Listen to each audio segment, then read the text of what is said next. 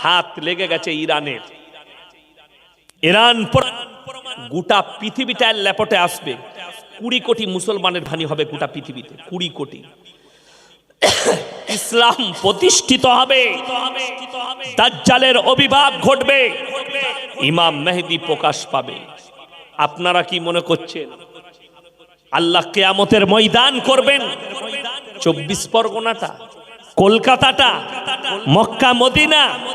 না, রাসূল সাল্লাল্লাহু আলাইহি সাল্লামের হাদিস, কিয়ামতের ময়দান হবে ওই ফিলিস্তিনের আল আকসার ময়দানটাই হবে কিয়ামতের ময়দান। গোটা পৃথিবীর মানুষকে আল্লাহ ওই গাতিনের ময়দানে, আল আকসার ময়দানে হাজির করবেন।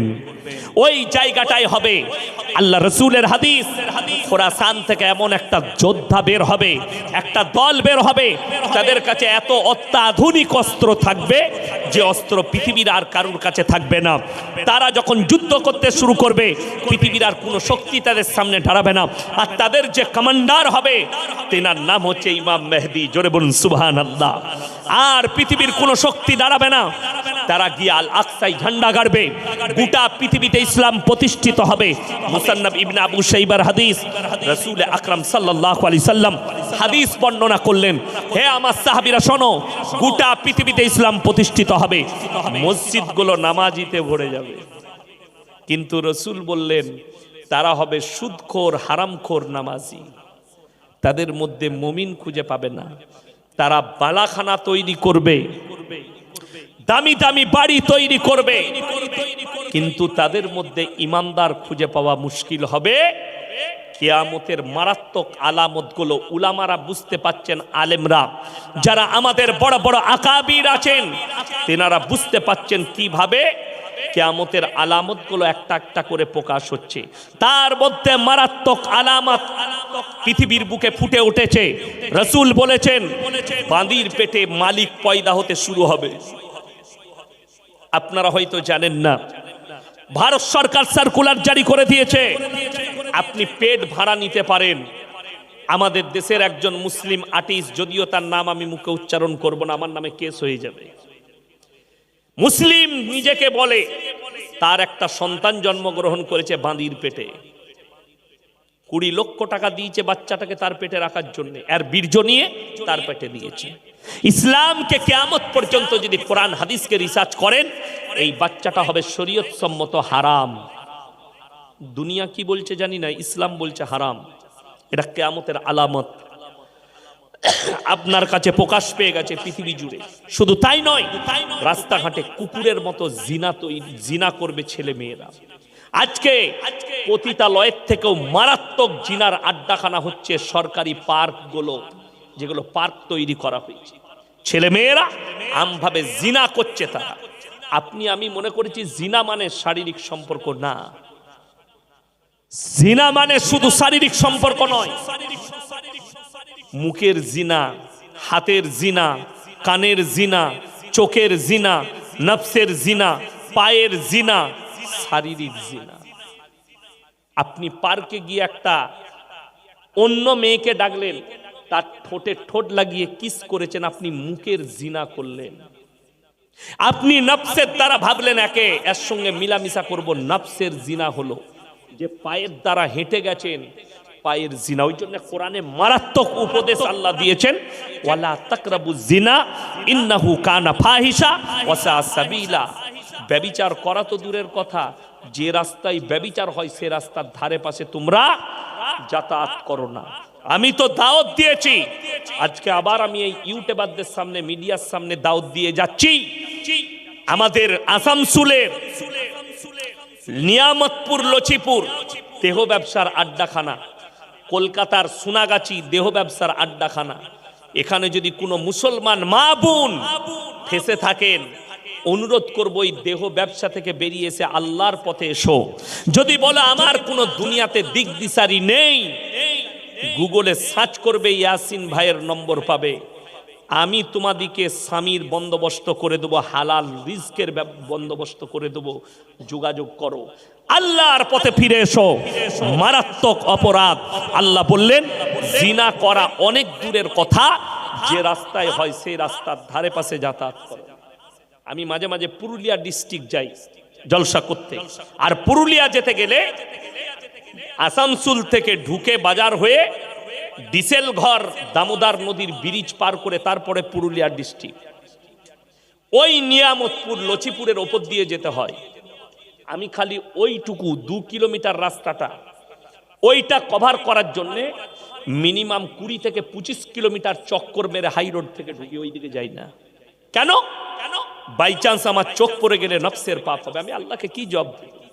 কোরআনের প্রতি আমল করতে হবে। আমার মা বোন, আমার ভাই, কিয়ামতের আলামতগুলো চোখের সামনে ফুটে উঠছে। আপনাকে বলে দিই, কিছুদিন আগে পাকিস্তানে একটা বড় প্রোগ্রাম হয়েছে। প্রোগ্রামে পৃথিবীর বড় বড় স্কলাররা ছিলেন। সেখানে একজন পৃথিবীর শ্রেষ্ঠ মুফতি ছিল, মুফতি তাকি উসমানী। তিনি বক্তব্য রাখতে গিয়ে একটা মারাত্মক উক্তি দিয়েছেন, कियामत से पहले पूरे आलम में, पूरे दुनिया में हराम औलादों से भर जाए। অনেকজন চোখের পানি ফেলিয়েছে। আমি সেদিনে মালদা থেকে জলসা করে আসছিলাম, 4-5 ঘন্টা লাগে বাড়ি আসতে। আমি গাড়িতে শুনতে শুনতে আসছি, তো আমার চোখ দিয়ে পানি এসছে। আমি তিনার ব্যাখ্যাটা শুনলাম, মারাত্মক ব্যাখ্যা দিলেন। যেমন আজকে আমি এখানে জলসা করতে এসেছি, আমাকে যদি বলেন হুজুর আপনি কে, আমি আমার বাবার নাম বলবো না মায়ের কথা বলে বাবা। আপনাকে যদি জিজ্ঞেস করে আপনি কে, ইনি বাপের নাম বলবে না মায়ের? বাপের। বাবা যদি মারা যায় তাও আমরা কি বলি? আমি মৃত অমুকের ছেলে, ঠিক কিনা কথা বলে? আমি মৃত অমুকের ছেলে। মারা গেলেও আমরা বলি। শুনেলেন, আল্লাহ তাআলা ইনসানের, মানুষের যে পরিচয় ঘটিয়েছেন এটা বাপের দ্বারা। আপনাদের এখানে ছাগল আছে না নাই কথা বলে? আচ্ছা, ছাগলের ছানা হলে পাঁঠার ছানা বলেন না ছাগলের? ছাগলের। আচ্ছা, গায়ের বাচ্চা হলে ষাঁড়ের বাচ্চা বলেন না গায়ের? কথা বলে না? গায়ের বাচ্চা। বড় কষ্ট লাগে। আল্লাহ জানোয়ারের পরিচয় ঘটিয়েছেন মায়ের দ্বারা, ইনসানের পরিচয় ঘটিয়েছেন বাপের দ্বারা। আমার ভাই, আপনি বুঝতেই পারবেন না বেঈমান কাফেররা কিভাবে চালিয়েছে আপনার উপরে অস্ত্র, আপনি ফেঁসে যাচ্ছেন। আজকে আমাদের যুবক যুবতীরা জিনার প্রমোট করতে লেগেছে। রিলেশনশিপে আছে, ওই মেয়েটার সাথে আমার রিলেশন আছে, ওই মেয়েটার সাথে আমার লাভ আছে, ইসলামী শরীয়তে হারাম। বেঈমান কাফেররা শুনেলেন, লন্ডন, আমেরিকা, জাপান, জার্মান, উত্তর কোরিয়া, দক্ষিণ কোরিয়া, ব্রাজিল, যতগুলো বেঈমান কাফেরের দেশ আছে তারা তাদের পার্লামেন্টে পাস করিয়েছে, এরপর থেকে যতগুলো বাচ্চা পয়দা হবে তারা যদি ইচ্ছা করে মায়ের পরিচয়েও বাঁচতে পারবে। চলুন আপনাদেরকে ছোট্ট ঘটনা শোনাই। ইমাম আবু হানিফা রাহিমাহুল্লাহ, তিনার কাছে কিছু ভদ্র মহিলা এলেন আর তারা বললেন, হে যুগের ইমাম, ইসলামী শরীয়তে একটা পুরুষ 4টা বিবাহ করতে পাবে, একটা নারী কেন 4টা স্বামী রাখতে পাবে না? ইমাম আবু হানিফা রাহিমাহুল্লাহ বললেন, এক কাজ করো, তোমরা কাল সকালে। আমি উত্তর দেবো, যাও সকালে আসবে। তো সঙ্গে সঙ্গে তারা চলে গেছে। আলহামদুলিল্লাহ, সকালবেলায়, রাত্রিতে তিনি পেরেশানের হালতে আছে। তিনার মেয়ে খানা খাওয়াতে খাওয়াতে বললে, আব্বা আপনি এত পেরেশান? ইমাম আবু হানিফা রাহিমাহুল্লাহ বললেন, মা, মহিলারা প্রশ্ন করেছে, আমি উত্তর দিতে পারিনি। ইমাম আবু হানিফা রাহিমাহুল্লাহর মেয়ে বললেন, আব্বু কালকে তাদেরকে আমার কাছে পাঠান, আমি উত্তর দেব। ইমাম আবু হানিফা রাহিমাহুল্লাহ ফজরের নামাজ পড়ে বসে আছেন নিজের দরবারে। মহিলারা পর্দায় হাজির। তুমি বলেছিলে ফজরের পরে বলবে। তিনি বললেন, তোমরা আমার মেয়ের কাছে চলে যাও। সেই ভদ্র মহিলারা তিনার মেয়ের কাছে গেলেন, যাওয়ার পরে বললেন, তুমি নাকি আমাদের উত্তর দিবে? হ্যাঁ অবশ্যই দেব, বসে যাও। সমস্ত মহিলারা বসে গেলেন। রেওয়ায়েতে আছে একটা করে কটরা ধরিয়ে দিলেন, ধরো, এটা কি হবে? তোমরা পর্দার আড়ালে যাও, নিজের নিজের স্থান থেকে দুধ বের করে নিয়ে এসো। সমস্ত মহিলারা নিজের নিজের স্থান থেকে দুধ বের করে নিয়ে এলো, একটা বড় পাত্রের মধ্যে ঢেলে দিলেন, সব মিক্স হয়ে গেল। এরপরে ইমাম আবু হানিফা রাহিমাহুল্লাহর মেয়ে বললেন, তোমরা নিজের নিজের দুধগুলো বের করে নাও। এরা পেরেশান, এই দুধগুলো মিক্স হয়েছে, আমি কেমন করে আমরা বার করব? ইমাম আবু হানিফা রাহিমাহুল্লাহর মেয়ে বললে, শোনো, একটা ছাগল যদি মাঠে যায়, 5টা পাঁঠা তার সাথে মিলামিশা করতে পারে। কার বীর্য থেকে বাচ্চা হয়েছে আল্লাহ ছাড়া কেউ জানে না। একটা গাই যদি মাঠে থাকে, 5টা ষাঁড় মিলামিশা করতে পারে। কার বীর্য থেকে বাচ্চা হয়েছে এটা আল্লাহ ছাড়া কেউ জানে না। তোমরা যদি, সেই যুগটা ছিল সায়েন্সের যুগ নয়, টেকনোলজির যুগ নয়, সেখানে তিনি যুক্তি দিয়ে বুঝাচ্ছেন, শোনো, তোমরা যদি 4টা স্বামী রাখতে চাও, বাচ্চাটা কার বীর্য থেকে হয়েছে এটা সমাজে দ্বন্দ্ব দাঁড়িয়ে যাবে, সংশয় দাঁড়াবে। আর আল্লাহ ইনসানের পরিচয় বাপের দ্বারা দিয়েছে, মায়ের নয়। তোমাদের মধ্যে আর জানোয়ারের মধ্যে কোনো ফারাক থাকবে না। জোরে বলুন সুবহানাল্লাহ। আমাদের ভারতে এই জানোয়ারের আচরণটা কাদের কাছে আছে? কিছু আর্টিস্ট, কিছু খেলোয়াড়, এদের কাছে এগুলো আছে। আর আমাদের শিক্ষিত সমাজ মনে করছে এরাই হচ্ছে চলার পথ। আল্লাহর কসম, চলার পথ যদি তুমি নিজেকে মুসলমান বলো, ওই ফিল্মের হারামের আউলাদ আর্টিস্টরা নয়, ওই নাচনেওয়ালারা নয়, ওই নাচনেওয়ালি নয়। যদি চলার পথ কেউ হয় রাসূল আকরাম সাল্লাল্লাহু আলাইহি সাল্লাম, হে আমার মা বোন, তুমি যদি চলতে চাও, হযরতে ফাতেমার মতো জিন্দেগি করো, হযরতে আসমার মতো করো, হযরতে জৈনবের মতো করো, মা খাদিজাতুল কুবরা রাদিয়াল্লাহু তাআলা আনহার মতো করো। ওইটাই হচ্ছে তোমার চলার পথ। আজকে আমাদের দেশে যে মেয়ে যত শরীর খুলবে, তার দাম তত বেশি ইউটিউব আর ফেসবুকে। তাকিয়ে দেখেন, তার ভিউজ তত বেশি। কদিন আগে দেখছিলাম এই আপনাদের কলকাতায় কোনো জায়গায় একটা মেয়ে শুধুমাত্র একটা সরু গেঞ্জি পরে বিরিয়ানি বিক্রি করছে, নাউজুবিল্লাহ। আর তার কাছে যুবকদের ভিড়। হাওড়াতে অঙ্কুরহাটিতে ছোট প্যান্ট পরে শরীর খুলে চা বিক্রি করছে। আগে সিরিয়াল করত, এখন দেখছি চা বিক্রি করছে। ভিড় কাদের? যুবকদের। চায়ের ভিড় লয়, কিসের ভিড়? তার শরীরের ভিড়, তার আকৃতির ভিড়। আর এই যতগুলো ছেলে জিনা করার নিয়তে চা খেতে যাবে, কিয়ামতের দিনে এই মেয়েটা জান্নাতের খুশবু পর্যন্ত পাবে না, একজনের জাহান্নাম ওয়াজিব হয়ে যাবে। এতগুলো ছেলেকে জিনা করায় উদ্বুদ্ধ করেছে। আমার ভাই, আমার মা বোন, ইসলামে পর্দা ফরজ। এই দেখেন, আমার পকেটে আছে মনে হয়, আপনাদেরকে উদাহরণ দিয়ে বুঝাই। যদি বুঝে যান, আপনারও মঙ্গল, আমারও মঙ্গল। আপনারা কিয়ামতের দিনে বেঁচে যাবে। পকেটে ভরলে মনে হলো নাই, বার করে নিচে আমার বিটি। চকলেট, একটা 1 টাকা দামি চকলেট খোলা থাকে না, প্যাকেটের মধ্যে থাকে। কথা বলে, আচ্ছা 1 টাকার চকলেটটার মূল্য বেশি না আপনার বিবির একটা নারীর মূল্য বেশি? কথা বলে না, একটা নারীর মূল্য বেশি। আল্লাহ তাআলা সূরা নিসা অবতীর্ণ করেছে, একটা মায়ের কি ইজ্জত দিয়েছে। সূরা নিসাটা পড়লে, মানে কোরআনটা খুলে পড়লে আপনি বুঝতে পারবেন যে একটা নারীর কতটা ইজ্জত। আল্লাহ কোরআনে বললেন, ওয়াদরিব খুমুরিহিন্না আলা জুনুবিহিন, হে নারী তুমি ঢেকে লাও, পর্দা করে লাও, তোমরা কোনোদিন লজ্জিত হবে না, ধর্ষিত হবে না, কোনোদিন বেইজ্জতি হবে না। একটা চকলেট 1 টাকার যদি খুলে দিলে তার ইজ্জত নষ্ট হয়, আপনার বিবি যদি শরীর খুলে দেয় তার কতটা ইজ্জত নষ্ট হবে। একটা কলা কেউ যদি আপনার বাজারে ছিলে বিক্রি করে, আপনি খাবেন কেন? ধুলো পড়ে, মাছি বসেছে, এই কলা খাবো না, ইজ্জত নষ্ট হয়ে গেছে। আপনি কলাটা ছিলে দিলে তা কলার ইজ্জত বুঝতে পারলেন, আর আপনার বিবির, আপনার বিটির ইজ্জত বুঝতে পারেননি। আল্লাহ তাদেরকে কতটা ইজ্জত দিয়েছে। অনেক মেয়ে, অনেক মুসলিম সমাজ, অনেক মুসলিমরা শিক্ষিত ঘর, তারা ভাবছে শিক্ষিত মুসলিমরা যে এই মৌলবীরা কিছুই জানে না। ছোট ড্রেস পরা তো মেয়েদের জন্য এটা মডেলিং এর যুগ, ছোট ড্রেস পরবে। যদি ছোট কাপড় পরাটা মডেলিং হয়, জেনে রেখে দিবেন এই 24 পরগনার সব থেকে বড় মডেলিং হচ্ছে কুত্তাগুলো, যারা কোনো ড্রেসই পরে না। এই কুত্তাগুলো হচ্ছে সব থেকে বড় মডেলিং। বড় কষ্ট লাগে, এই দেশের আইনের প্রতি দুঃখ হয়। একটা মেয়ে যদি হিজাব পরে আর বোরকা পরে স্কুলে যায়, তাকে কোর্টেতে কেস লড়তে হয়। আর একটা মেয়ে যদি ন্যাংটো ঘুরে বেড়ায়, সে বাহবা পায়। ঠিক বললাম না?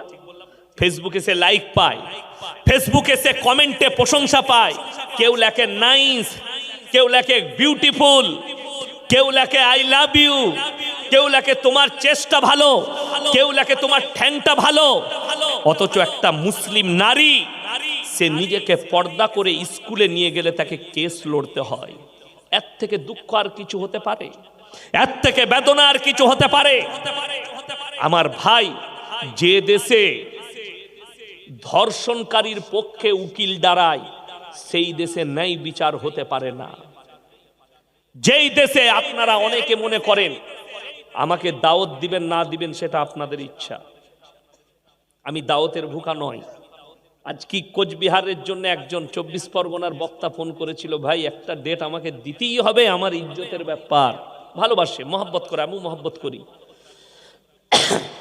কিন্তু আমি তাকে একটা কথা বললাম, আমার বক্তব্য নিতে পারবে নাকি আগে দেখে লাও, তারা যদি গ্রহণ করতে পারে দাওয়াত দাও, তা না হলে আমি মাদ্রাসা করি, জলসা করি, প্লাস আল্লাহর কৃপায় ব্যবসাও করি। এটার উপরে ভরসা নয়। প্রত্যেকটা ইমামের উচিত ইমামতির সাথে সাথে ব্যবসা করা। যদি একটা ইমাম ব্যবসা করে মাসে 20,000 রোজগার করে, মেম্বারে দাঁড়িয়ে সে হক কথা বলতে কোনো রকমের দ্বিধাবোধ করবে না। আমাকে যদি এখনই কমিটির ছেলেরা বলে হুজুর এত কড়া কথা বলবেন, আমার গাড়ি রেডি আছে, পয়সা ফেকো তামাশা দেখো, তুই বুঝে লিগা, আমি পাশের গ্রামে যেখানে আসবো আবার এই কথাগুলোই বলবো, তোকে নিতে পারলে নিবি, নাহলে আমাকে দাওয়াত দিবি না। বড় কষ্ট। আজকে মুসলমান তো এই হকটাই বুঝে না। হক যদি বুঝতো, আজকে আমাদের সমাজে ন্যায় অন্যায় থাকতো। আজকে হক মিটে যাচ্ছে, না হক প্রতিষ্ঠিত হচ্ছে। ইনারা আমার বাপের বয়সী লোক, জিজ্ঞেস করুন, ইনাদের বাপ দাদরা মিথ্যা কথা বলতে ভয় খেত, গুনাহ হবে বলে, পাপ হবে বলে। এখন লোক আমরা সত্য কথা বলতে ভয় খাই, কেউ কলারটা টিপে ধরবে বলে। আপনার বাজারে 10টা টাকা একটা গরিবের ছেলে চুরি করেছে, ভিক্ষা করে খায়, কারুর পকেট থেকে 10 টাকা বার করেছে, তাকে গাছে বেঁধে না হলে কারেন্টের পোলে বেঁধে পিটাচ্ছে। কেন? চোর। ঠিক বললাম না? মারে না? মারে না? সেই 10 বছরের বাচ্চাটা সে জানেও না পেটের জন্য মা বাপ নাই, ভিক্ষা করে খায়, চুরি করেছে, তাকে আপনি গাছে বেঁধে পিটালেন। আর দুঃখটা কোথায় জানেন? যারা কওমের লাখ লাখ টাকা মেরে নিচ্ছে তাদেরকে স্টেজে দেখে গলায় মালা পরিয়ে বলছেন এটা সমাজসেবী। আমি বললেই খারাপ, আমাকে গালি দেবে দাও, আমি হক কথা বলে যাব। শুনে রেখে দেন, এই যুগের যারা নেতা আছেন, যারা গ্রামের দায়িত্ব পালন করছেন, আল্লাহ যাদিকে নেতা করেছে, আল্লাহ যাদিকে চেয়ার দিয়েছে, একটা বিচার যদি অন্যায় করে থাকেন, একজনের উপরে মাজলুমের উপরে জুলুম করে থাকলে কিয়ামতের দিনে তুমি তাহাজ্জুদ গুজার হলেও পেরোনো তোমার জন্য দুষ্কর হয়ে যাবে। আল্লাহ বিচারক করেছে, হযরতে উমরের মতো বিচার করো। হযরতে উমরে ফারুক রাদিয়াল্লাহু তাআলা আনহু, সাহাবীরা বললেন, হে আমিরুল মুমিনিন, এটা আপনার সন্তান।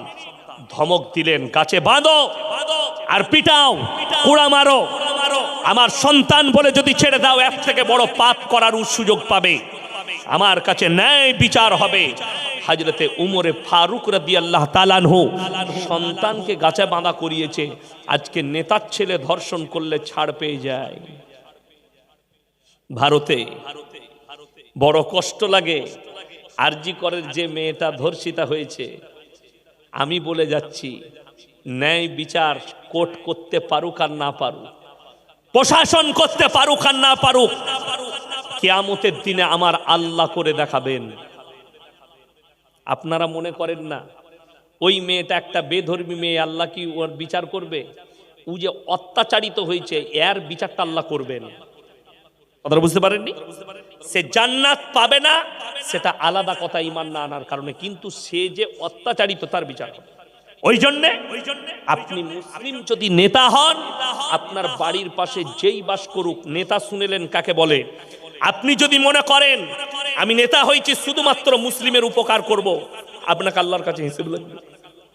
রাসূল বলছেন, তুমি দেখো না তোমার বাড়ির পাশে কে বসবাস করছে, সে হিন্দু হোক, দলিত হোক, আদিবাসী হোক, খ্রিস্টান হোক, মুসলিম হোক, ক্ষুধার্ত হলে খাবার দাও, বস্ত্রহীন হলে বস্ত্র দাও, বিপদে পড়লে পাশে দাঁড়াও।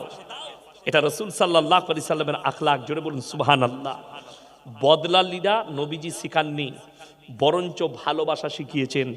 আপনার ওপরে অন্য দলের একটা নেতা আপনার উপরে অত্যাচার করেছে, আপনি যেদিনে নেতা হবেন তাকে মহাব্বতের সঙ্গে গলায় টেনে নিয়ে ক্ষমা করে দেন। রসুল যেদিনে মক্কা বিজয় করেছেন 5টা কথা এলান করলেন। নাম্বার 1, কাবা ঘরে প্রবেশ করলে মারতে পাবে না, জোরে বলুন সুবহানাল্লাহ। নাম্বার 2, বৃদ্ধকে মারতে পাবে না। নাম্বার 3, বৃদ্ধাকে মারতে পাবে না। নাম্বার 4, শিশুকে মারতে পাবে না। নাম্বার 5, আত্মসমর্পণ করে কাবা ঘরে প্রবেশ করলে মারতে পাবে না, জোরে বলুন সুবহানাল্লাহ। নবীজি বললেন, নবীজি এলান করলেন, আমি দয়ার নবী, আল্লাহর নবী এলান করছি, আমি দয়া করতে জানি, ময়া করতে জানি, ক্ষমা করতে জানি, বদলা নিতে জানি। নবীজি কাকে ক্ষমা করেছেন আপনি অবাক হবেন। পৃথিবীর কিয়ামতের সকাল পর্যন্ত কোনো বাপের বেটা এই আখলাক দেখাতে পারবে না। রাসূলের চাচা যান হযরতে আমির হামজা রাদিয়াল্লাহু তাআলা আনহু, এখনো পর্যন্ত উহুদের প্রান্তরে কবর আছে, লোহার ব্যারিকেড দিয়ে 70 জন সাহাবীর কবর, ওখানে শুয়ে আছেন নবীজির চাচা যান হযরতে আমির হামজা রাদিয়াল্লাহু তাআলা আনহু। যুদ্ধের ময়দানে বুকটা চিড়ে তলোয়ারে করে এই গলা সমেত কলিজা থটটা বার করে চিবিয়ে খেয়েছিল, তার নাম হিন্দা। নবীজি বললেন, হিন্দা, আল্লাহ তোমাকে ক্ষমা করেছে, আমি নবী ক্ষমা করে দিলাম, কলমাটা পড়ে নাও। জোরে একবার বলুন না সুবহানাল্লাহ। আর আপনি বলছেন আমি নেতা হয়েছি, তুই আমার উপরে অত্যাচার করেছিস, আমি বদলা নিয়ে দেখাবো। তুমি নেতা হতে পারোনি, ক্ষমা করতে শিখো, নেতা হতে পারবে। মজলুম আর নিরীহ এতিম মিসকিনের মালকে খাবে না মেরে। আমাদের দেশে সব থেকে দুর্নীতি চলছে। সরকার বেচারা একজন মাটির বাড়ি গরিব মানুষকে 1,40,000 দিচ্ছে, 40 ঘর দেওয়ার আগে বলছে 10,000 আমার কাছে পৌঁছে দিবি পার্টি অফিসে। তারা শুনে রেখে দাও, তোমরা আজকে যদি সরকার হিসেব না নেয়, আমার আল্লাহর খাতায় কিয়ামতের দিনে দাঁড়িয়ে তোমাকে হিসেব লাগবে। আমি এটা চ্যালেঞ্জ ছুড়ে বলে গেলাম, আমার এই কথা কোনো বাপের বেটা মলবি যদি কেটে দিতে পারে, আমি আর 24 পরগনায় কোনোদিন জলসা করব না। কালকে ফোন করে বলবেন, আমি কল রেকর্ড করব, সেও রেকর্ড করবে, সেখানে আমাকে প্রমাণ করিয়ে দেবে যে একে আল্লাহর কাছে হিসেব লাগবে না। 1 টাকা যদি আমার মতো মলবিও খেয়ে থাকি, আল্লাহর কাছে হিসেব লাগবে। ওই জন্যে মজলুমের টাকা, মজলুমের উপর অত্যাচার করো না, গরিবের উপর অত্যাচার করো না, এতিম আর মিসকিনের মালকে খেও না। শুনে রেখে দেন, আল্লাহ তাআলা কোরআনে বলেছেন, আরো আইতাল্লাযী ইউকাদ্দিবু বিদ্দিন, ওগো নবী আপনি কি দেখেননি যারা আমার দিনকে মিথ্যা মনে করে? ফাযালিকাল্লাযী ইয়াদুল ইয়াতীম, ওই ব্যক্তি সেই ব্যক্তি যে এতিমকে ধাক্কা দেয়। ওয়ালা ইয়াহুদ্দু আলা তুআমিল মিসকিন, এবং মিসকিনকে খানা খাওয়াইতে উৎসাহিত করে না। ফাওয়াইলুল লিল মুসাল্লিন, ওই রকম নামাজীদের নামাজগুলো তাদের মুখেতে ছুঁড়ে মারা হবে। এতিমের মালকে ভক্ষণ করবেন না, গরিবের মালকে অন্যায়ভাবে ভক্ষণ করবেন না। আপনি সব সময় ভাববেন 10 টাকা চলে যাক। আমাদের দেশের লোক অনেকজন ব্যবসা করে না, আলু পেঁয়াজ সবজি গোলদারি করে না, করে না। আপনি মুসুরির ডাল কিনতে এসছে একটা লোক, এক্সাম্পল, কিংবা চিনি, আপনি 1 কিলো চিনি দিবেন, আপনি যে প্লাস্টিকটার ভেতরে দিচ্ছেন ওটা যদি 10 গ্রাম হয়, আপনাকে 10 গ্রাম বেশি দিতে হবে। যদি ওই প্লাস্টিকটা ধরে 10 গ্রাম আপনি মনে করেন এটা আমি লাভ করলাম, আল্লাহর কসম কোরআনে আছে, আল্লাহ তাতগাউ ফিল মিজান ওয়া আকিমুল ওয়াজনা বিল কিসতি ওয়া লা তুকসিরুল মিজান, আমি দাঁড় করাবো দাঁড়ি পাল্লা। আর যারা মারাত্মক ফেরে পড়বে তাদের মধ্যে একজন ওই ব্যক্তি যে ব্যক্তি দাঁড়িতে মাপাতে কমা বাড়া করবে। আপনি 10 গ্রাম আগে না হলে প্লাস্টিকটা এইভাবে চাপিয়ে দেন, কত ওজন হলো? 20 গ্রাম। এরপরে মাল দিয়ে আপনি ওটাকে 1 কেজি করুন, কর্তা করে দেন প্লাস্টিকটা, নাহলে 10 গ্রাম যদি প্লাস্টিকের ওজন হয় বেশি দিয়ে দেন। আপেল হোক কলা হোক, ওজনে যদি মাল বিক্রি করেন আপনি প্লাস্টিকের ভেতরে, তা না হলে আপনি অন্য জায়গায় ওজন করুন, করে প্লাস্টিকে ঢেলে দেন, অসুবিধা নেই। আল্লাহর কাছে সূক্ষ্ম হিসাব হবে, বিচার হবে, এতটুকু অন্যায় কারো প্রতি করা হবে না। ইয়াউমা লা তামলিকু নাফসুন লিনাফসিন শাইয়া ওয়াল আমরু ইয়াউমাইদিন লিল্লাহ, সেদিনের বাদশা হব আমি, সেদিনের বিচারক হব আমি। আপনারা কি মনে করছেন আপনি মুখেতে বলার সুযোগ পাবেন? আল্লাহ রাব্বুল আলামিন কোরআনে বললেন, যারা ভাবছে আমি অস্বীকার করে দেব, যারা ভাবছে আমি পাপ করেছি আমি অস্বীকার করে বেরিয়ে যাব কিয়ামতের দিনে, আল্লাহ বললেন তাদেরকে শুনিয়ে দাও সূরা ইয়াসিন, আল ইয়াউমা নাখতিমু আলা আফওয়াহিহিম ওয়া তুকাল্লিমুনা আইদিহিম ওয়া তাশহাদু আরজুলুহুম বিমা কানু ইয়াকসিবুন। আমি আল্লাহ রাব্বুল আলামিন সেদিনে তাদের মুখগুলো সিলাই করে দেব। হাত কথা বলবে, চোখ কথা বলবে, কান কথা বলবে, ঠোঁট কথা বলবে, তাদের অঙ্গ পতঙ্গকে কথা বলার যোগ্যতা দান করব। দ্বিতীয় নম্বর, আল্লাহ হিসেব কিভাবে নেবেন কিয়ামতের দিনে? কোরআনে আছে ইকরা কিতাবাক কাফা বিনাফসিকাল ইয়াউমা আলাইকা হাসিবা। আমি তাদের হাতে আমলনামা ধরিয়ে দেব, ডান হাতে হোক বাম হাতে হোক, আর আল্লাহ বলবেন তোমরা নিজের মুখে নিজের হিসেবটা দাও। আপনি ফেরে পড়বেন। ওই জন্য সবাই নিয়ত করুন, আজ থেকে আমরা সবাই মুমিন হব। জোরে বলুন ইনশাআল্লাহ। এ হাত তুলে বলুন 5 ওয়াক্তের নামাজি সবাই হব। জোরে বলুন ইনশাআল্লাহ। মা বোনের দিকে পর্দায় নিয়ে আসুন, বেঈমান কাফেরের খপ্পর থেকে নিজেরা বাঁচেন। আমি আজকে এখানে এসে খুব খুশি। এই জায়গায় আমার দুঃখ ভরা একজন, আমার অন্তরের দুঃখ ভরা আছে আপনাদের এলাকায়। মরহুম কারি আলামিন হচ্ছে আমার বিছানার সাথী, যিনি চলে গেছেন দুনিয়া থেকে, আল্লাহ জান্নাতি করুক, বলুন আমিন। আমরা গুজরাটে একসাথে পড়াশোনা করেছি, এক বিছানায় শুয়েছি, এক খাঞ্চাই খেয়েছি, যতদিন পড়েছি একসাথে।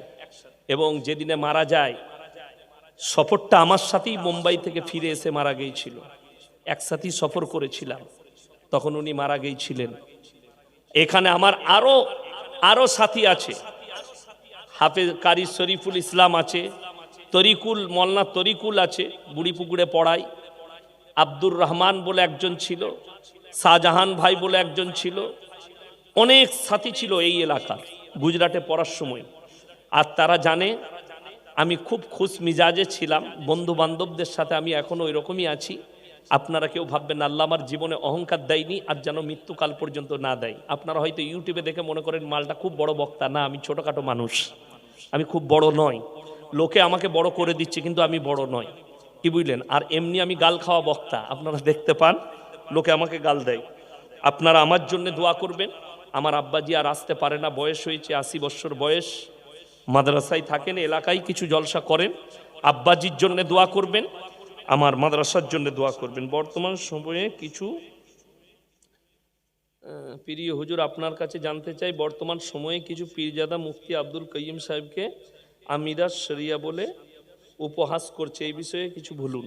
দেখুন, একটা কথা বলি, আমাকে ফিতনায় জড়াবেন না, আমি ফিতনা ভালোবাসি না, কি বুঝলেন? নম্বর 1। দ্বিতীয় নম্বর হচ্ছে, একটা কথা আপনাদেরকে বলে রাখি, মুফতি আব্দুল কাইয়িম সাহেব, ওনার সাথে আমি জলসা করেছি হায়দ্রাবাদে, এক বিছানায় শুয়েছি, একসাথে জলসা করেছি, এবং এই এলাকাতেও অনেক জায়গায় একসাথে জলসা করেছি। যাই হোক, তিনি বিদ্বপ্ত আলেম একজন, এবং কারা কি বলছে জানি না, তবে একটা জিনিস, কেউ কি কাফের বলার আগে 10 বার ভাবতে হবে। যেমন আমি নিজেই জানি না, হাওড়াতে এক জায়গায় জলসা করছি, আমি স্টেজে গেলাম, একজন ফুরফুরারি একজন ছেলে, সে কিয়াম করছিল, আমি গিয়ে স্টেজে বসলাম, আমি বায়ান করে বাড়ি পালিয়ে গেলাম। 3 দিন পরে আমাকে একজন ভিডিও পাঠাচ্ছে, ফুরফুরার কোনো হুজুরদের সন্তান, বলছে আমি স্টেজে থাকলে লাথি মেরে ফেলিয়ে দিতাম। আমি দুঃখ পেলাম যে দাদা হুজুর পীর কেবলা রহমতুল্লাহ আলাই নিজের ওসিয়ত নামায় লিখেছেন, কেউ যদি দাঁড়িয়ে থাকে তাকে বস করিও না, কেউ যদি বসে থাকে তাকে জোর করে দাঁড় করিও না। আমি তো তাকে বাধা দিই নাই, কেন কিয়াম করছো? আমি আমার কাজ করেছি, আমার কাছে কিয়াম চলবে না, আমি করব না। আমাকে যদি জোর করতে চাও আমি হারাম বলে দেব, তাতে তুমি আমার যা পারো করে নাও, কিন্তু তুমি করবে, আমি তো তোমাকে বাধা দিইনি। তা বলে আমাকে করিনি বলে লাত মেরে ফেলে দিবে। আমি তখন খোঁজ নিলাম, আমি বলেছি চ্যালেঞ্জ ছুড়ে যে ও আলেম হতেই পারে না, চ্যালেঞ্জ এটা। মৌলবি পাশ করে নাই, ওই যেটা বললাম 2টো বই পড়া, ওই ধরনের মাল বলেছে লাত মেরে দেবো। আল্লাহ এদের কাছ থেকে কমকে হিফাজত করুক। আপনাকে বলে দিই, কেউ কি আমি এতক্ষণ বায়ান করলাম, কেউ কি কাফের বললাম শুনলেন? কথা বলে না, কেউ কি কাফের বলা যাবে না। কোন দেওবন্দি হোক, বেরেলি হোক, আহলে হাদিস হোক, যেই হোক, কেউ কি কাফের বলা যাবে না। আগে আপনাকে কাফেরটা কনফার্ম করতে হবে, সে আল্লাহ বিশ্বাসী কি না। সে যদি রসুলকে বিশ্বাস করে, সে যদি আল্লাহকে বিশ্বাস করে, সে যদি দ্বীনের উপরে প্রতিষ্ঠিত থাকে, সে কাফের কি করে হবে? আর কেউ যদি কবরে সিজদা করে, গাছতলায় সিজদা করে, ওই যেমন আমার আব্বাকে পাগল বলেছিল, ওই সাফেরি না টাটা সফারি আছে একটা সিদ্দিকি, টাটা সফারি সিদ্দিকি, তো এটা ওর নাম রেখেছি আমি টাটা সফারি সিদ্দিকি, পুরনো হয়ে গেছে মডেল।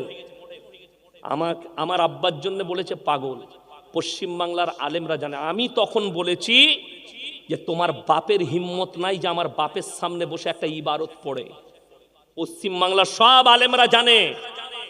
আর যারা কবর পূজারী, জমের থেকে বেশি ভয় খায় মৌলানা শওকত আলী সাহেবের নাম শুনলে, ধারে পাশে কাছে যায় না। আর এখন ওই মালকটা এখন আমাকে ওর থেকে বেশি ভয় খাচ্ছে শওকত সাহেবের থেকে। ইয়াসিন কাফের, ইয়াসিন ওই, আমাকে বলে দিলে আমি কাফের হয়ে যাব না? আমি তোদিকে গালি দেবো? আমি গালি দিতে পারবো না, আমি দুয়া দেবো।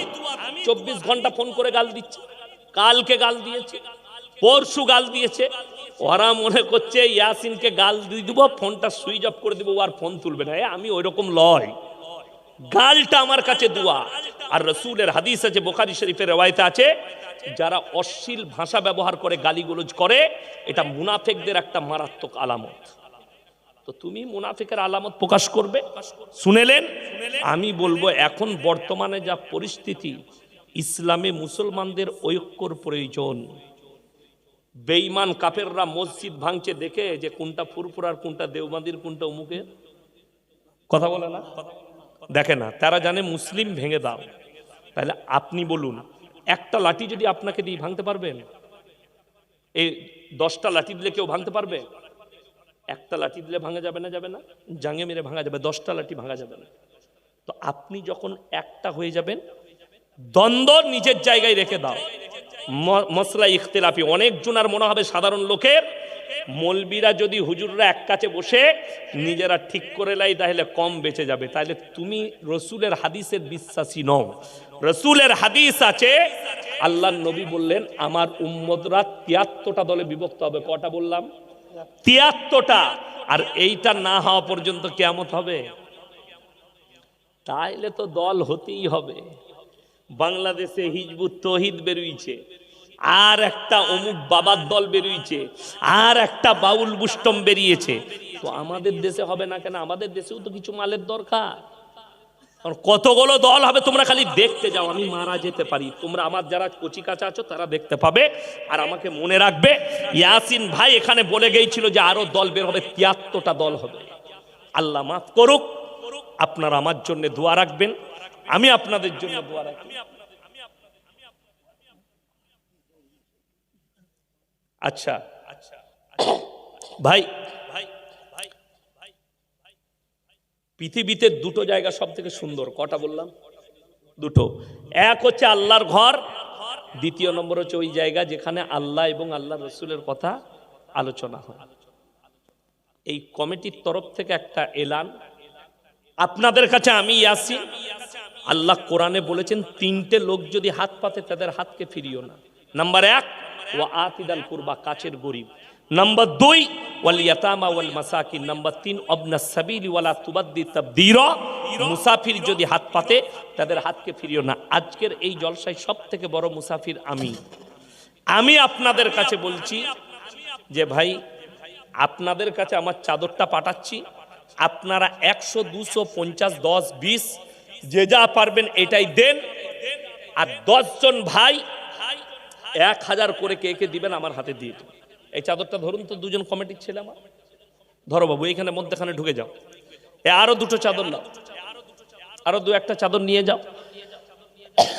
আপনারা দিতে থাকেন, আমি 2-4টা কথা বলে নিই। তার মধ্যে 10, 20, 1 টাকা 2 টাকা হলেও দিবেন বাবা, 1 টাকা 2 টাকা হলেও হিস্সা নিবেন, নেকি পাবেন। যে যা পারবেন বার করেন, পকেট থেকে দেন। মায়েরা যেখানে বসে আছে মায়েদের কাছে দুটো কমিটির ছেলে যাও, ওইখানে যাও, মারা যে যা পারবেন দেন। ভাই ধরো ধরো, তাড়াতাড়ি ধরো, দেন ভাই। 10, 20, 100, 200, 50 যে যা পারবেন। আর 10 জন ভাই। আর একটা কথা বলে নি, আপনারা দোয়া রাখবেন। আমি শুধু বর্ধমান জেলায় খিদমত করি না, আমার মাদ্রাসায় নয়। একটা জায়গা কিনেছি, একটা মেয়েদের ক্যাম্পাস তৈরি করছি আধুনিক, স্কুল কলেজ সব হবে, প্লাস আরবি শিক্ষা হবে।